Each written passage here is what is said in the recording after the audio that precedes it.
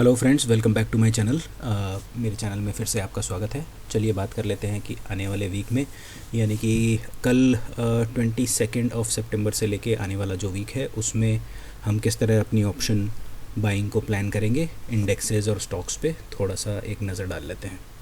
तो दोस्तों, जैसा कि आप देख रहे हैं, निफ्टी अपनी लो से रिकवर किया और थोड़ा सा एक पुल बैक दिया उसने 25,000 के ऊपर। हमने पिछले वीक्स बात की थी कि 25,000 लेवल आ सकता है।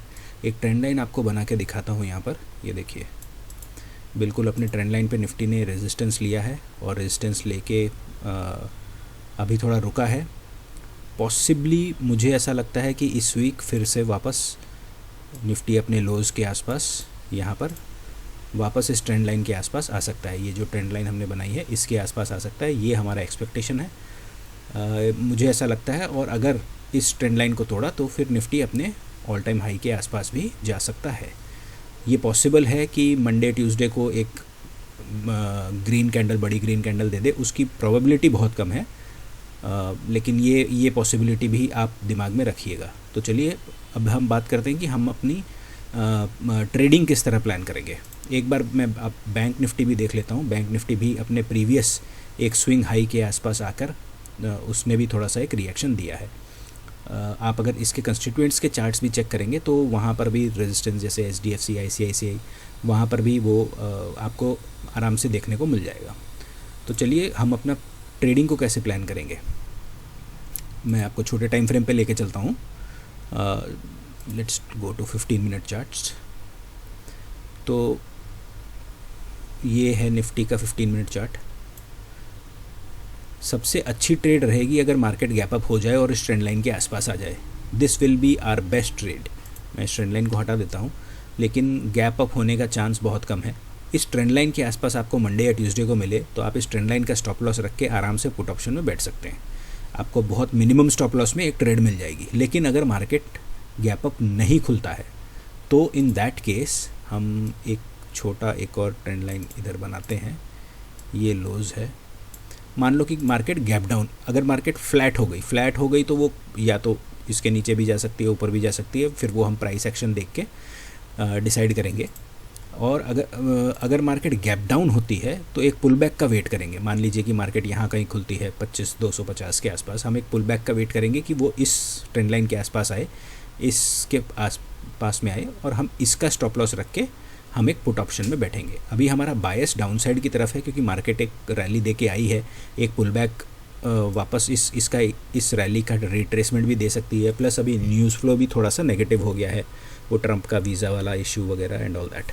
तो हम बायस हमारा डाउन साइड में है, तो हम वही ट्रेड प्लान कर रहे हैं। अप साइड का ट्रेड हम तभी लेंगे जब मार्केट इस ट्रेंड लाइन के ऊपर और इस हाई के ऊपर जब निकल जाएगी, तो उसके बाद हम सोच सकते हैं कोई अप साइड का ट्रेड का। इंडिविजुअल स्टॉक्स में हम देखेंगे बाद में इस वीडियो के लेटर हाफ में कि इंडिविजुअल स्टॉक्स में हम कुछ लॉन्ग का ट्रेड कोशिश करेंगे कि हमको मिल जाए तो। लेकिन अभी के लिए हमारा जो बायस है वो डाउन साइड की तरफ ही है।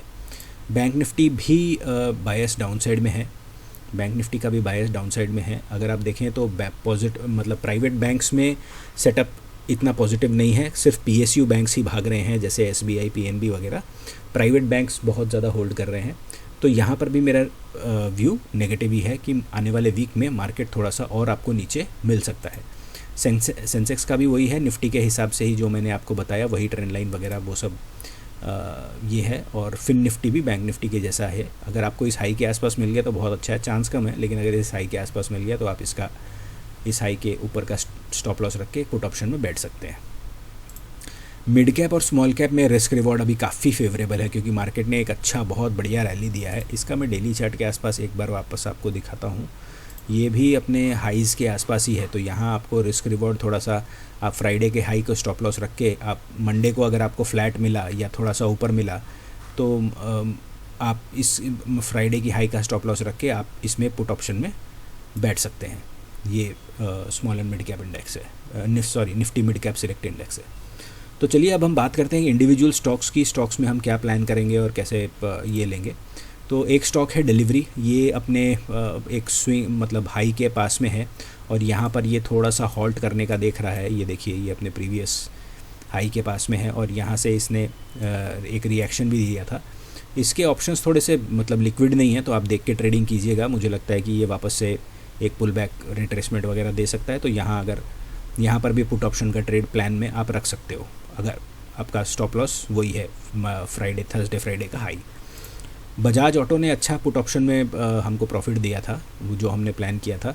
इसमें वापस से मेरे को लगता है कि अगर आपको फ्राइडे के लो के नीचे ये स्टॉक अगर चलने लग गया तो एक मतलब शार्प आपको एक मोमेंटम मिल सकता है बजाज ऑटो के पुट्स में भी। इसका 9100 का पुट ने हमको अच्छा प्रॉफिट दिया था, हमने लिया था 9100 का पुट और बहुत बढ़िया प्रॉफिट मिला था उसमें। और एक देखते हैं HDFC AMC, ये भी अपने हाइज़ के आसपास है और अपने हाई के आसपास ये भी थोड़ा सा हॉल्ट कर रहा है। इसमें भी आप फ्राइडे के हाई का स्टॉप लॉस रख के इसमें भी आप पुट ऑप्शन में बैठ सकते हो, लेकिन बशर्ते ये ज़्यादा गैप डाउन नहीं होना चाहिए। अगर बहुत ज़्यादा गैप डाउन हो गया तो आपकी ट्रेड ख़राब हो जाएगी।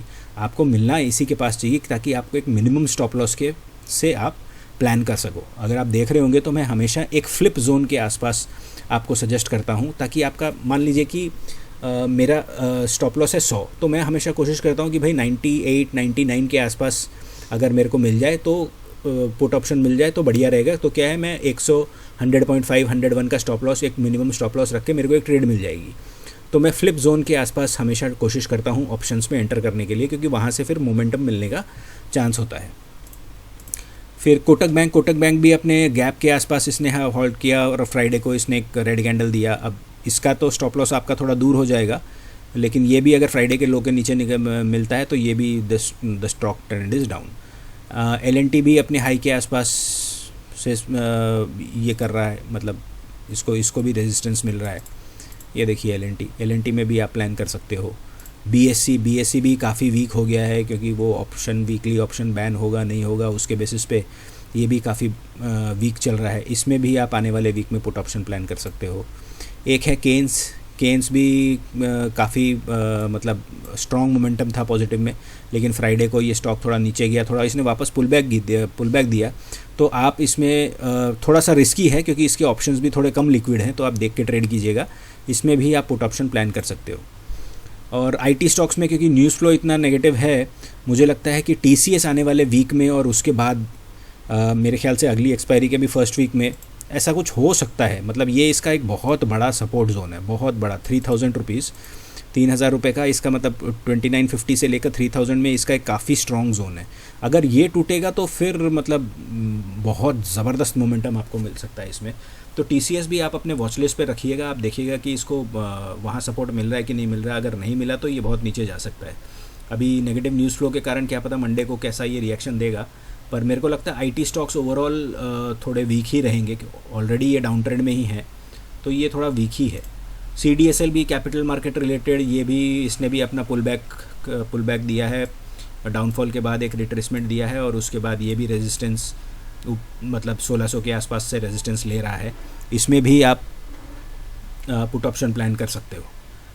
बाकी कॉल ऑप्शंस के लिए मुझे कि डिवीज़ लैब थोड़ा ठीक लग रहा है। डिवीज़ अगर अपने फ्राइडे के हाई के ऊपर निकलता है तो आपको एक मोमेंटम मिल जाएगा, क्योंकि थोड़ा सेक्टोरल पॉजिटिव है। CDMO सेक्टर में थोड़ा सा अच्छा ये चल रहा है, प्लस फार्मा स्टॉक है। अगर बेयर मार्केट नहीं, मतलब अगर मार्केट अगर नीचे निकलेगा तो फार्मा स्टॉक्स आपको थोड़ा सा प्रोटेक्ट करेंगे। तो फार्मा स्टॉक्स में आप देख सकते हो। बाकी भी अगर सन फार्मा, ल्यूपिन, सिप्ला अगर आप देखो तो उनके चार्ट्स भी आपको पॉजिटिव मिलेंगे, तो उसमें भी आप कॉल ऑप्शन प्लान कर सकते हो।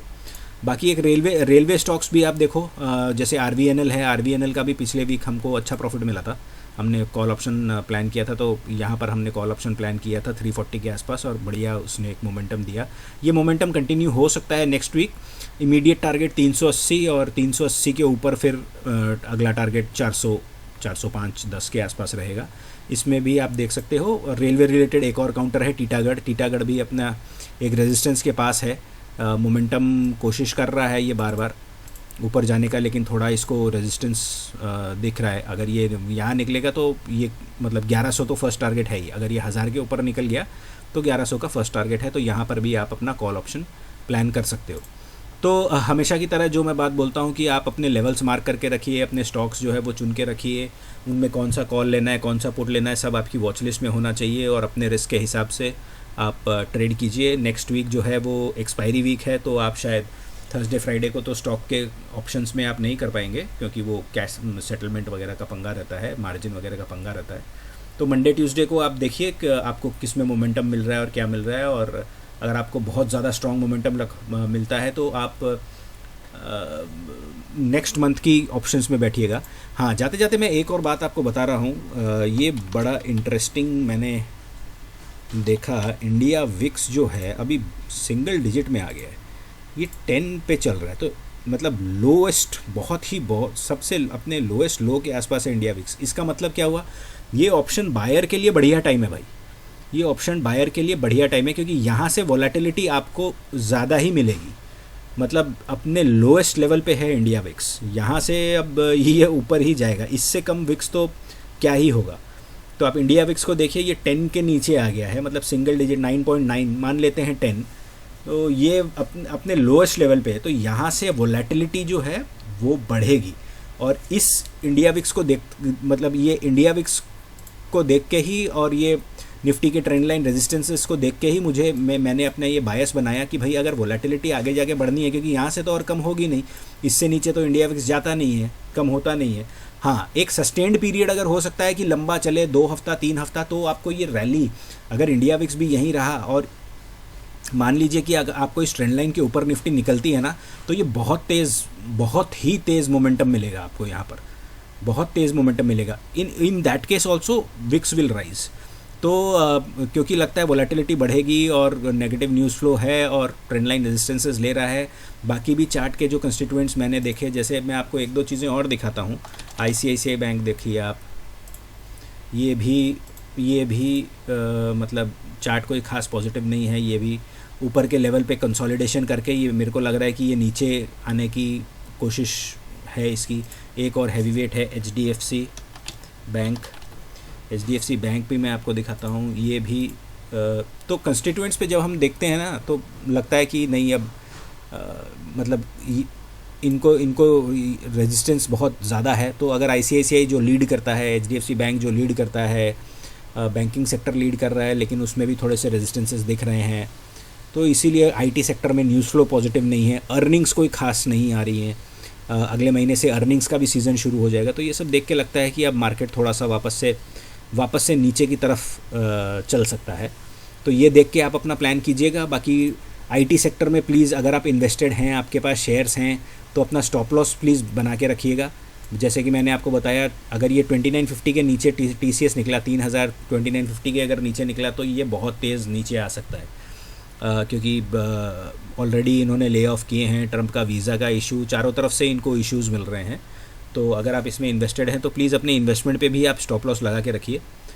और बाकी बस यही, अगर आपको जो मैंने कहा है वो थोड़ा यूज़फुल लगा है तो प्लीज़ लाइक शेयर सब्सक्राइब कीजिए। 1-2 अगर आप कमेंट कर देंगे कि मैं और कैसे इंप्रूव कर सकता हूँ, तो प्लीज़ वो कमेंट करके बताइएगा। आपको अगर चाहिए कि कोई और एनालिसिस करनी है, कुछ और देखना है, तो प्लीज़ मेरे को बताइएगा। मैं डेफिनेटली उसका भी चार्ट का एनालिसिस करके और उसका भी डेटा का एनालिसिस करके आपको ज़रूर बताऊँगा।